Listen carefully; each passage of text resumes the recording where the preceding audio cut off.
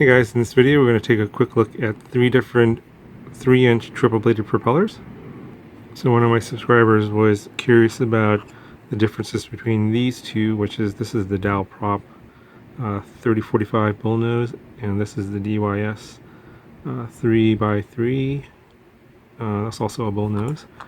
And I'm also going to be looking at this one. This is the RotorX triple bladed 3040.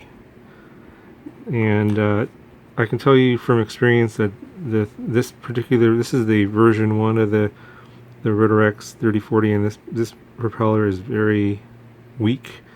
It's very flexible, but when you crash, it snaps off here at the hub pretty much on any kind of impact. You have to replace these pretty much in every crash, and these are the most expensive props out of the 3 here.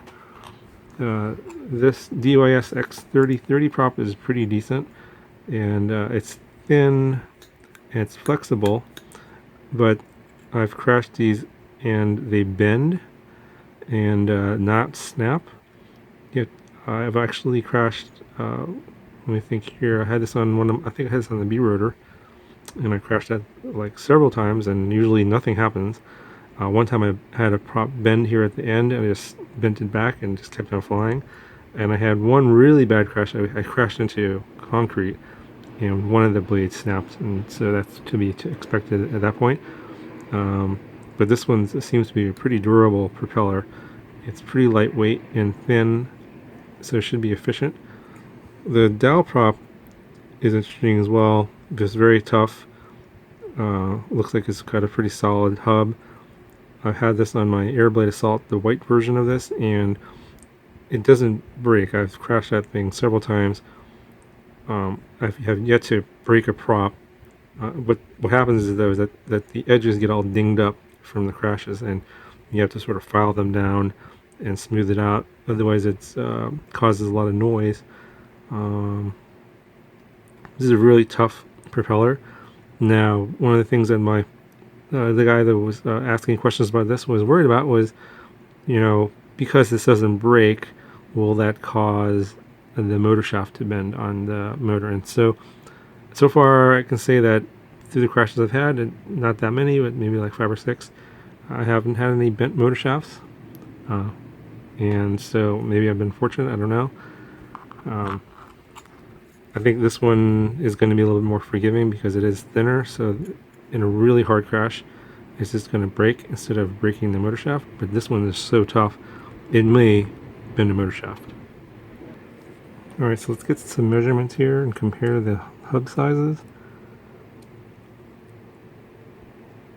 So the DYS is 13.1 on the hub.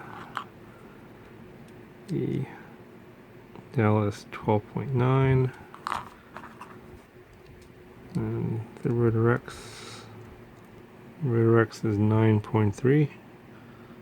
It's by far the smallest. Let's check the thickness of the hub. The DYS is 6.1 millimeters. DAL is 7.5 millimeters. And the RotorX is 5.6 millimeters.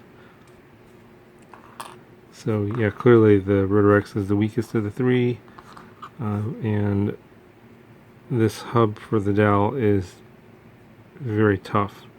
I think it's because it's got the most meat attached to the prop here, because this is a 3045 versus that's a 3030.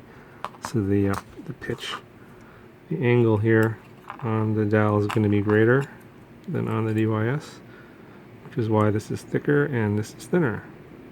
But also at the same time, more of the prop is going to be attached to the hub versus the DYS. Anyway, guys, I hope you liked that little roundup here on these props.